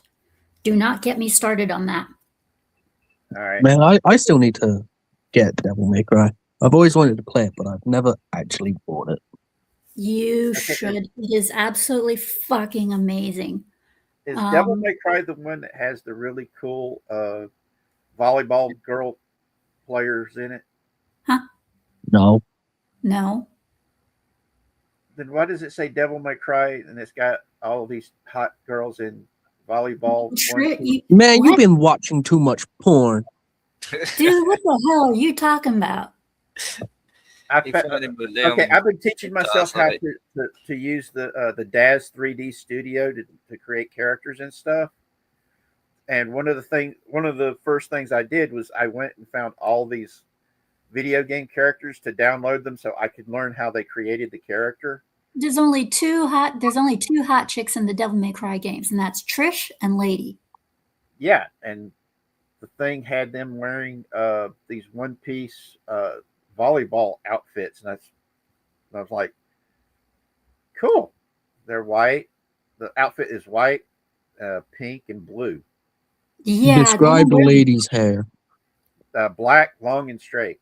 No. No, not at all. No. It's short. Lady wears short hair and sunglasses most of the time. And describe the other woman's hair. Yeah, and Trish has long blonde hair and she wears a black bodice Let me see if I can find it. with black leather pants. But enough about the women. Let's talk about the actually cool people in Devil May Cry, like Dante and Virgil. And even though he's still new to the series, well, semi-new, Nero, he's picked up. I like what they did with him. I like what they did. I like what they did. It's kind of funny in Devil May Cry 4. My friend Jamal, he had been playing the series far longer than I had. And he loved how Dante and Virgil are, spoiler alert, twins. I thought it was just straight up obvious the entire time how they look exactly the same. Yeah, he was. It's not really much of a spoiler. When I was first introduced to Devil May Cry, I already knew the two were brothers before it even being told to me. So when it came to Devil May Cry 4, the main character, Nero, has the same white hair as Virgil and Dante. And he goes, yeah, but I don't know where he came from. And I'm looking at him like, Jamal? He goes, yeah. I was like, take Nero and slick his hair back like Virgil. And he goes, well, I'm like, just do it. He does it. And he goes, oh my God. And I was like, that is Virgil's son. And he goes, are you? I'm like, yes. I haven't even played the game yet. And I called it because when they did the special edition, they announced, yeah, it's his son. I'm like, I fucking called it. I fucking called it. And my buddy Jamal, he calls me. My buddy Jamal, he calls me. He's like, do you work for Crapcom? And I'm like, no, I don't work for Crapcom. It's just that easy to see. Are there any other games you play? Yeah, not only that is even in the game itself, Dante makes it incredibly obvious. It's like, what's the game with Nathan? Shoot. What, Nathan Drake? Yes. Uncharted was also a good series. I was just trying to remember the name of it. Yeah, Uncharted was a good series. I've got several friends of mine that have told me that I need to check out the game that's got Nathan Drake in it. Although this game is no longer in stores or anything like that, Deadpool was a fucking awesome game. God, don't get me started on that game. I was gonna buy it on Amazon, but then I couldn't find it anywhere on Amazon. So I looked other places on the internet to get a physical copy, and they're going upwards to like £100 to £200 because of the release of the Deadpool and Wolverine movie. Yeah. Well, the thing is, though, is that it's no longer in stores because the company that made the video game. I know that's cap because I saw it in a game store just the other week. High Moon Studios went bankrupt and they had to shut down. I loved Metal Gear Rising. I liked Bayonetta. How about Titanfall? Borderlands 2, Titanfall. You mean Titanfall? Titanfall. I call it Titanfall. That's not what it's called. In my mind, it is. You are weird. Well, Titanfall, from what I was told, the first one was really good. It just didn't. The second one is better. The second one is good, but the first one did not land. That's why I call it Titanfall. Because somebody was telling, I can't remember, they were saying that the game was good, but it just didn't catch on because they had a failure in it. It's kind of like what a lot of people. I love my Fallout 76. It was just a massive hacker problem. And Fallout 76, when it first got its start, it it had really bad opening. Because Shrubby was telling me that he played it when it first came out. It was really, really bad. So bad that he won't go back and check out all the new stuff. 16 times the detail. Everything just works. You go play the game. Half the shit's blurry. Which game's that? Fallout. Yeah. Well, And what's funny though is the creator of Fallout, the dude at Bethesda, when he was giving a speech when he was introducing Fallout 76, he's like, "Oh, it's a great game. 16 times the deal, 16 times the detail. Everything just works." And the moment he said that, the crowd laughed at him. I was like, "Oh, this is bad." well, 76, I enjoy it. It's fun. I love Fallout 4. But I've not got to play it ever since the update because stuff keeps crashing on it. And I'm hoping they'll hurry up and fix it so I can get to play it again. Well, if any of you get the chance, definitely play Titanfall 2. It is one of the best games I've played. Next week I will be getting Hey, Helldivers. Wavo, are you feeling better? Wavo's in the chat. Are you feeling better, brother? Hey, Hey, buddy. whatever. I mean, Helldiver's good. Let me put you. It's not really much motivating me to continue playing, to be honest. I'm getting Helldivers 2 next week so I can play with a few certain people. They wanted me to play with them. I was like, okay, fine, I'll get the game. Fair. It is like a fun game. There's just nothing in it that motivates me to continue playing. I played I've got Destiny. I my played friend's Destiny 1 and 2. I was a beta player for both of those games. I played Borderlands 1, 2, and 3. I loved 2. Borderlands 2, oh my God, put a cherry on top. That one was great. Right. Wavo says he's still in the ER. He's waiting for his next test. And we've already said a prayer for you, brother. We're praying for you. You're in our thoughts, brother. We really do. We're all praying for you. So just get better, okay? And if you need anything, just let me know.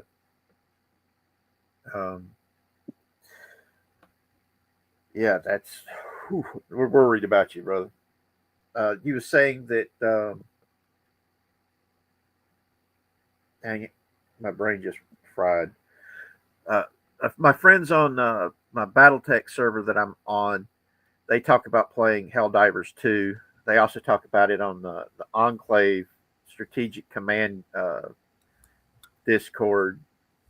That they play Helldivers 2, and they've been trying to convince me to try Helldivers 2. It is a very fun. It is quite a fun game. Yeah. Last night I was watching a friend play online on YouTube. I was watching their stream, and they were like, "Scooby, you gotta get this game. Come on, we want to play with you." I'm like, "What?" They're like, Spreading freedom and democracy for Super Earth. He's like, "You got to get this game. Come on, we want to play the game with you. I've been wanting to play games with you." I'm like, I don't have the game, but I can get it and join you next week if you want. He goes, "Yeah, that's great." How much is it? For me, I got it for like £45, but it'll probably be but it was on like discount, so it'll probably be around like $50 to $60. Today, I wanted to. I mean, yesterday I wasn't able to because I was way too tired. But next week, I'm gonna get it, and it's on sale for like $27 for PlayStation. Okay. And $28 for Steam. If you go to a website called Instagaming, where games are extremely cheap. I mean, you can get some games there that are really popular that are like $40 for $2. So. Oh, sweet! I'll have to check that out. So yeah, I'm gonna get it next week. Because right now I do my gaming on my my laptop, and I've got the 2 desktops. I don't think your laptop will be able to run Helldivers. Shrubby knows who I'm talking about. Your laptop might be able to run the first Helldivers, but I don't have hopes that it would run the second Helldivers. Because I know that we got the desktop so Logan can run Space Marine 2, because the two of us pulled our money together to get a gaming desktop that is currently we sent it to Tony because when it got to us, it wasn't what we paid for. Helldivers 2 is just a very demanding game in like graphics and FPS wise. I don't think a laptop would be able to handle it. Yeah. But I'm in the process of trying to start putting money to the side so we can get a better gaming desktop. Same. I'm gonna be saving up for a gaming computer. I gotta save up for a gaming controller for my laptop because I've been gifted a couple of games by some of my viewers, and to be quite honest, that I gotta play them. I refuse to be gifted games and then not play them on a game stream. No, I will not stand for that. If you gift me a game, I will game. What's the best game everyone's ever played? What? What's the best game everyone's ever played? An opinionated question. Yeah.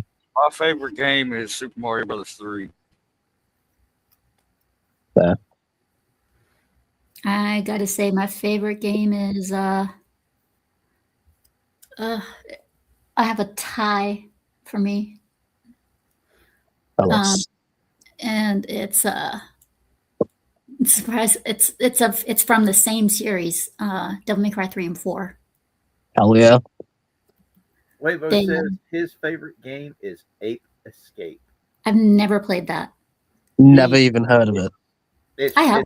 It's an old game that he really adores. He actually showed us his first ever disc with Ape Escape on Wednesday. And he said that he played it so much it doesn't work no more, so he had to get another one. And if I had to pick, if I had to pick a horror genre game, I would pick Fatal Frame. For me, if I had to pick a horror game, it would definitely be Five Nights at Freddy's. Oh, see, It's so iconic. I can't remember the name of this game because I only got to play it at the arcades, and it was a flight simulator where you're flying an F-14. I call every single flight simulator game 9/11 Recreator, because if I ever play one, the first thing I'm doing is flying a plane into a couple buildings. Right. Because when I was in the Navy, there was 2 flight simulators. There was one for where you were an Apache gunship, and then the other one was F-14. And I played the hell out of them so much, it was even funny. And I had friends of mine that were able to get me into actual F-14 flight simulators in the training areas. So I got to, crawl into the whole simulator.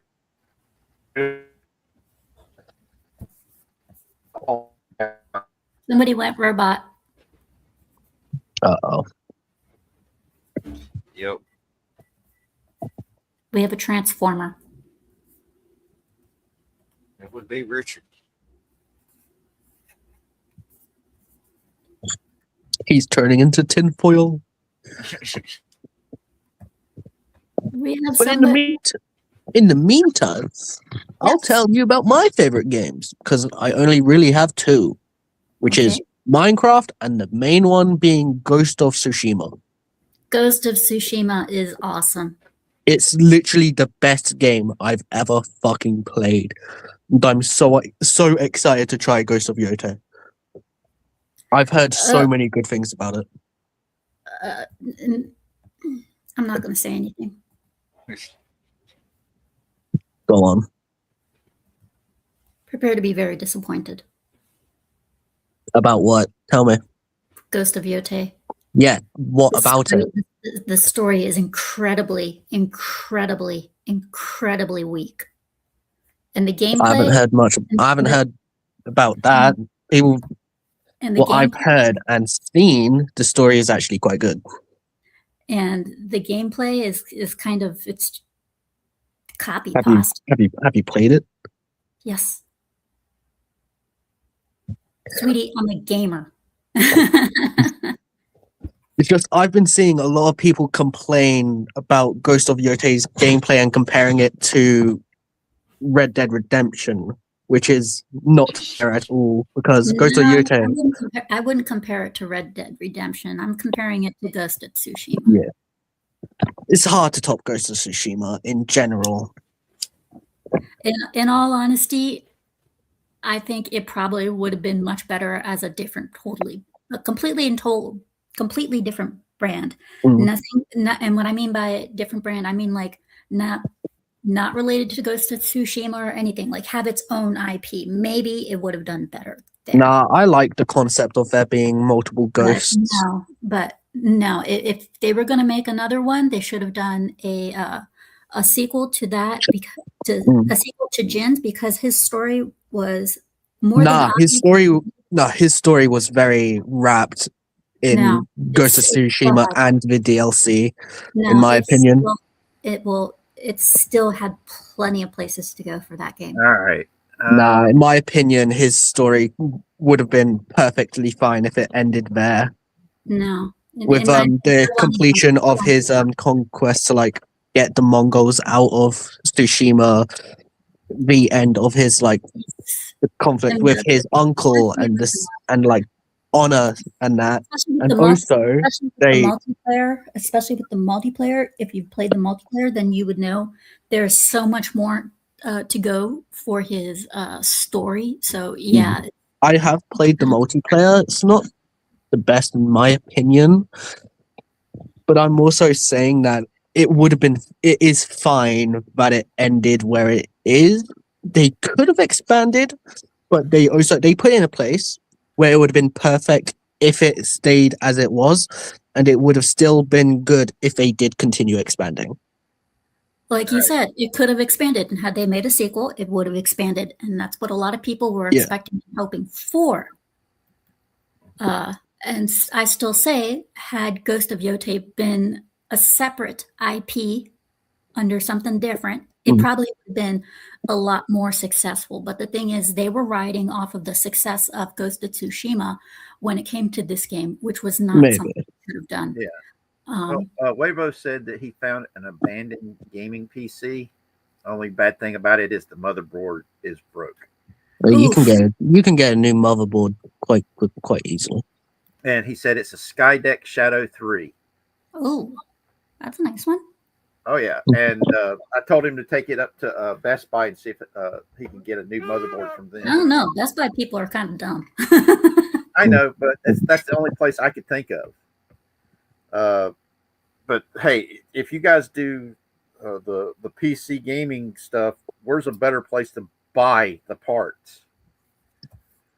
Oh, it's going to be nearly impossible to get a PC nowadays with all the prices going up. RAM is going to be like nearly impossible to get because RAM is going to be like costing an amount of a PC to even get if you want to build it yourself, let alone even getting someone else to build it for you.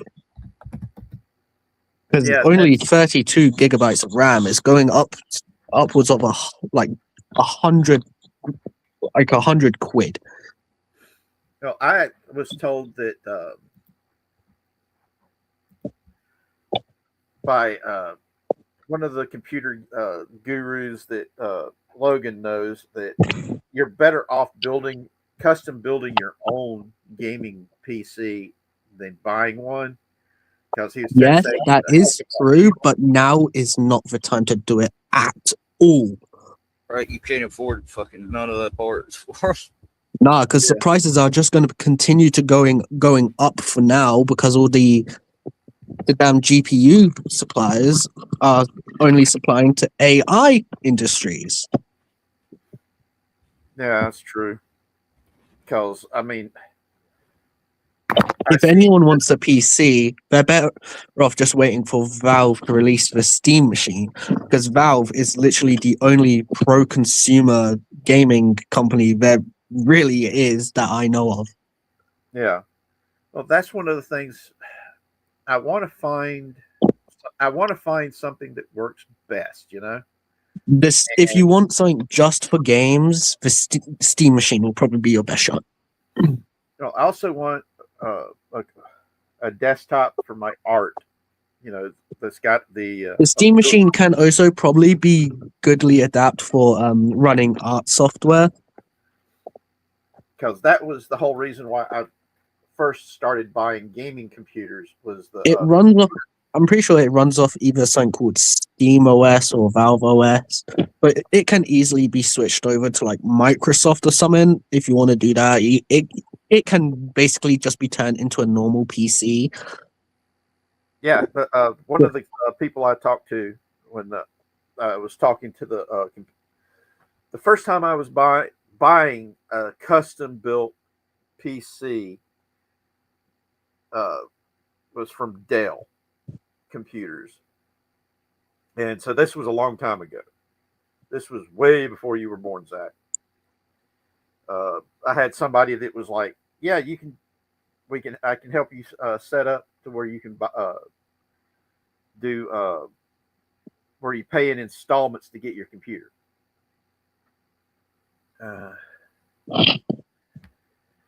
And who the hell is that? I have returned. Some crazy person just posted in the chat. Really weird. Oh, I know who that is. But I know who Give them that one of yours. That's all No. I'm saying. Give them No. one of yours if they got theirs bit off. Give them one of yours if you're also a guy. No, but I know If you're who not it a is. guy, just grow one and give them to him. No, I'm going to tell you right now, ban him. how I do know you who do it is. I know who it is. Ban him. How? Are you airing on YouTube? Yeah. Okay, that's easy. If you have a mod in YouTube right now, tell them to ban. All right, hold on. Let's see, where did you post? There I you mean, are. just sending a one funny-esque trolling message doesn't really seem ban-worthy to me. All right, Scooby, No, I just made you a here's moderator. So if you can fix Um, it. what are you under? What's your name under? Spake 759.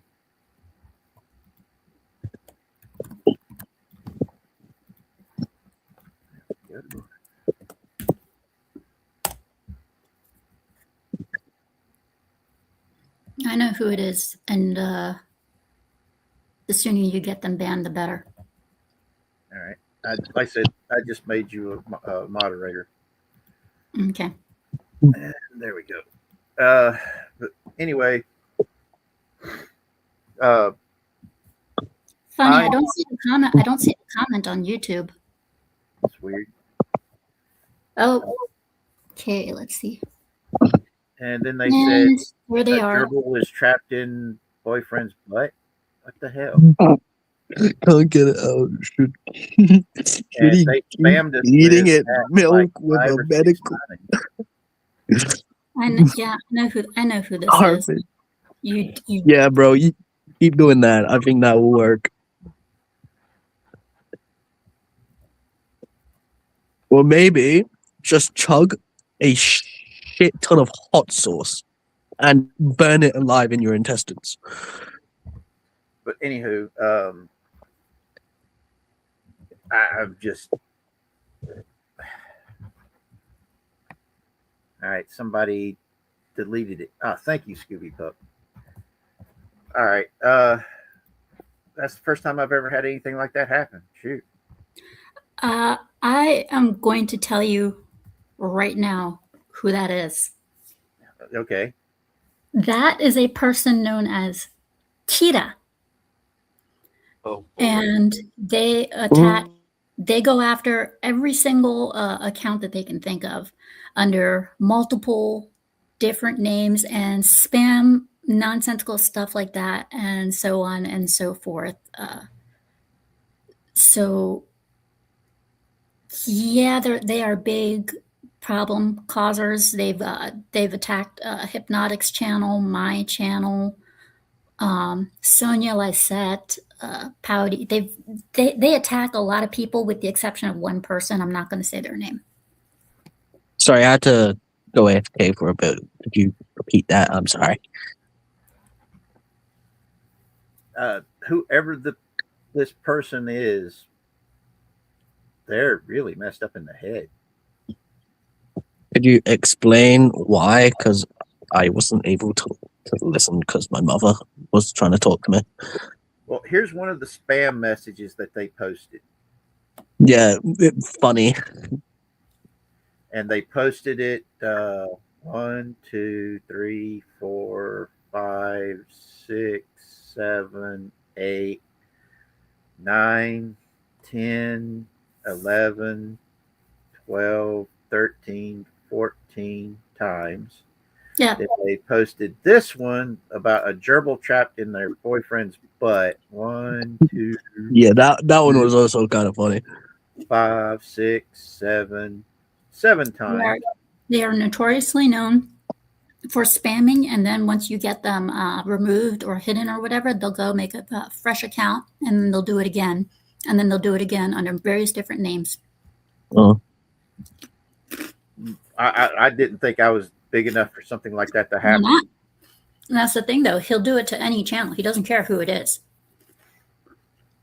Yeah, They usually, people like that usually only go after like smaller channels to like get attention. Here's the thing, though. Hypnotic is not a small channel. He's done it to Hypnotic, Words of Paradise. I mean, how big is Hypnotic? He has over 100,000 followers. Yeah. So yeah, I don't know if I should be flattered or if I should just be going like, "What the hell, dude? What the hell?" Oh, what the hell? You can just put a cooldown on people's people messaging, so just do that. And if they continue to do it, you can just ban them. Yeah, but like I said, And if they just keep coming back, that's why you get mods to do it for you. well, I'm still learning this stuff, so yeah, it's. Or you could just go an easy route and just ignore it, and they'll just leave. Yeah, but 10 times, damn. Yeah. Yeah, it's a very simple and easy copy and paste. They are notorious for it. But anywho, thank you guys for showing up. I was hoping that Alice would get to make it. She just finally got home, and Crazy is saying that her ride home was very stressful. So, That's not good. Yeah. Yep. And as I said, everybody keep Huevo in your hearts and your prayers and your thoughts while he's sitting in the ER, waiting for his next test. So hopefully he's going to be feeling a lot better. Thank you guys for showing up and talking to a crippled old dude that just wants to interact with people again. We need to get people talking again. Get us talking about the stuff we love, that we find entertaining and enjoyable. Bridge the gaps again. Get us back to a point to where everybody can, even if they disagree, at least be friendly with one another. This would be one of the perfect times to air Tony's clip of Jack Nicholson saying, "Can't we all just get along?" Yeah. And Huevo says, "You're awesome, Richard. Thank you, brother. You're awesome too. Just please get better." No one said why he's in the ER yet. He's been sick for the past few days. He got really bad food poisoning. Food So they're poisoning? doing tests. Yeah, food poisoning. Hospital over food poisoning? Food poisoning can be really, really bad, dude. The worst case of food poisoning I ever got, I was out for a while, and I was known for having a cast iron gut that could eat anything and not get sick. There was one time my mom got food Y'all poisoning. overreact, man. Come on. There was one time my mom got food poisoning so bad they had to pump her stomach. Yeah, and I mean, it. I actually thought I had my first hangover, and they're like, "No, dude," because I went down to medical, and they're like, "This isn't a hangover. This is food poisoning," and they gave me stuff for food poisoning because I'd never drunk as much that in my life until that day. And Quavo says that he's been going through this since Thanksgiving, so he really needed to go to the doctor. Oh. Because he got food poisoning right around Thanksgiving. Then I can't remember which place it was that he had ate twice at and got food poisoning. I'm pretty sure you can just get food poisoning medicine online. But no, I just want to make sure he gets feeling better. If it's not fucking raw chicken, then you should be like pretty much close to being fine on your own. Domino. If you got food poisoning from Domino's, then you'd most likely be kind of fine just puking in the toilet or bathtub at home. For him, it was coming out both ends. Yeah, Then for one me- end in the toilet and the other end in the bathtub, and just clean up the bathtub afterwards. That's what I did that one time I had food poisoning. Yeah, for me, the time that I had food poisoning, I got food poisoning from Chipotle. I'm never going back there again, ever. Whenever I get food poisoning, it's usually just vomit, and I'm fine. One of the worst we case of actually food poisoning I ever had was I was just vomiting like all day for like 2 to 3 days, he's been dealing with this, and I was just fine at home. but like I said, Well, in my case, it's when it came to having food poisoning, it was not a fine thing because it was getting in the way of me taking my medication and everything. And even after I took my medication, when I had to throw up, there goes the medication right out of my system. yeah, I don't think it's really sad that you got food poisoning from Domino's because you like it. Also, just the fact that you got it, I want to see the fact that you liking it makes it even more sad. well, Domino's has a special place in his heart because it was one of the places that his mom took him before she passed away. No, the ultimate food betrayal. Oh, no. But like I said, Betrayed by a pizza place. Oh, but this like I hasn't said, happened since 1987. one of the best. We actually had a Chipotle here in town that was like really, really good because the people that ran it was awesome. I mean, they were awesome people. We loved hanging out with these guys. Mhm. And they ended up losing the franchise from the main Chipotle people because of something to do with the place that they were renting from, the renting the facilities from. It was some type of lawsuit, and they ended up losing the franchise because of it. But that's beside the point. They now run a Mexican restaurant that is one of the best I've ever been to. Well, I'm sleepy. I'm gonna head out. See you. All right. Love you, son. They make the best street pizzas, man. I think Tarot Destroyer's back again. Yep, he's back again. Yeah, but they're still hidden. But on YouTube, they're still hidden and everything. All right. Yeah, on YouTube, I made sure that on YouTube, me, Fox Hills is especially familiar with this person. We hid them, we timed them out, and we erased everything that they put in. All right, cool. How do I do that on here? That keep popping up on my thing. On StreamYard, though, unfortunately, that's not possible. But what matters is your audience does not see that crap. All right, I'm gonna have to remove the thingy off of here then. Take Because what is incredible. Two things when it comes to this person: ignore the hell out of them. Also, not only ignore the hell out of them. Remember, what's important is that your audience does not see what they're saying. Yeah, that's why I just removed the comments from the stage so they don't see it. Yeah. Which means I'm having a harder time keeping track of what's going on in the chat. So yeah, there's that.